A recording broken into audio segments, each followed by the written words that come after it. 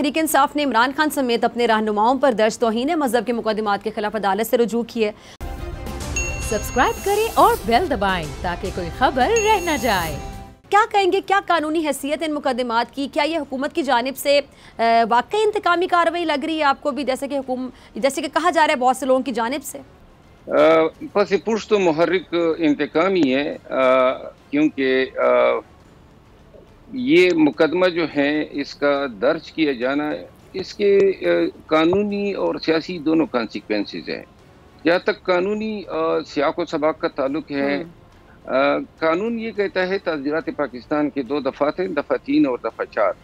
वो ये कहते हैं कि अगर कोई भी पाकिस्तानी दुनिया में कहीं पर भी हो, किसी भी मुल्क में हो, जहाज पे हो, बहरी जहाज पे हो, अगर वो पाकिस्तान के कानून के तहत उस जगह पे कोई किसी जुर्म का इर्तिकाब करता है,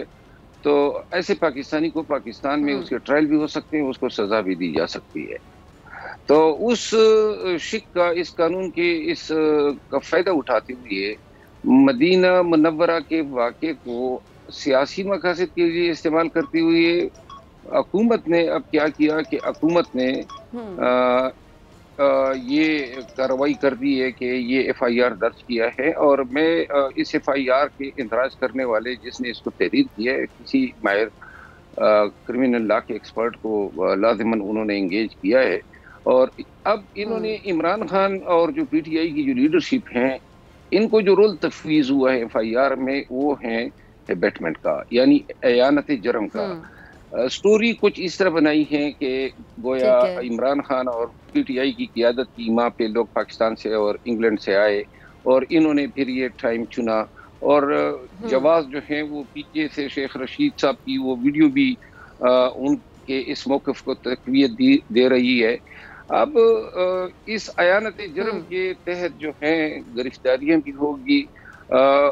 दूसरा ये है मजहबी कार्ड भी इस्तेमाल हो रहा है, क्योंकि लाजिमन ये जो वक़ूआ या वाक़या हुआ,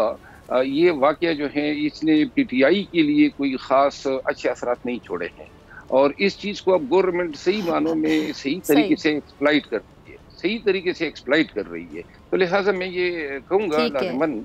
कि पीछे जो है वो एलिमेंट जो है वो इंतकाम का है, क्योंकि PTI ने अपने दौर में इनके साथ कोई ख़ास अच्छा सलूक रवा नहीं रखा था। ठीक है बैरिस्टर साहब, हुकूमत नवाज शरीफ की सज़ा मुअत्तल या मनसूख करने पे भी गौर कर रही है। अब खबर ये है कि जी वज़ीर दाखिला राना सनाउल्लाह ने कहा है कि वफाक और पंजाब हुकूमत दोनों को ये इख्तियार हासिल है कि वो किसी मुलजिम की सज़ा को मुअत्तल या मनसूख कर सकती है। तो कानून इस हवाले से क्या कहते हैं, और किस बुनियाद पर किसी मुलजिम की जो सज़ा है उसको बगैर अदालत की इजाज़त के मनसूख किया जा सकता है? यहाँ पर भी ये कानूनी तौर पर आर्टिकल 45 का फ़ायदा उठाएंगे। आइन में आर्टिकल 45 हैं जो सदर पाकिस्तान को ये इख्तियार देता है कि वो हुकूमत की रिकमेंडेशन पे अगर कोई पर्डन यानी माफ़ी या सज़ा में कमी या सज़ाओं को घटाना या कोई माफ़ियाँ देना, यानी जिस तरह के स्पेशल ओकेजन्स के हैं, तो ये सदर पाकिस्तान का इख्तियार है जो वो हुकूमत वक्त की रिकमेंडेशन पे एक्सरसाइज करता है। आपको याद होगा पहले नवाज शरीफ साहब को सज़ा हुई थी हाई जैकिंग केस में, और इसके बाद वो मुल्क से चले गए थे,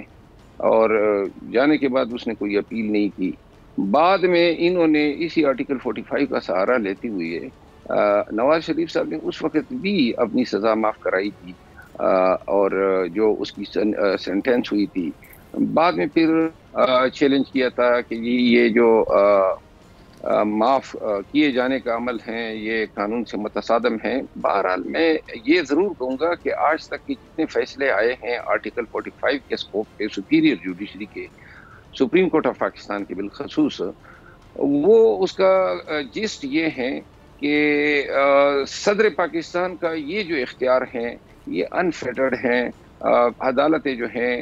किसी हद तक जो है इसके इंटरप्रिटेशन के हवाले से कुछ क्लाग जो है मुतारफ़ करा सकती है। जिस तरह आपको याद होगा जब NRO मुशर्रफ ने इंट्रोड्यूस किया था तो ये माफ़ियाँ भी उसने दी थी, सज़ाएँ भी माफ़ की थी, और केसेस भी विड्रा किए थे। इन केसेस के विड्रॉल के हवाले से پھر یہ بھی چیلنج ہو گیا تھا اس وقت. پھر سپریم کورٹ نے یہ فیصلہ دیا تھا کہ صدر پاکستان کا آرٹیکل 45 کا یہ اختیار جو ہیں یہ جی تو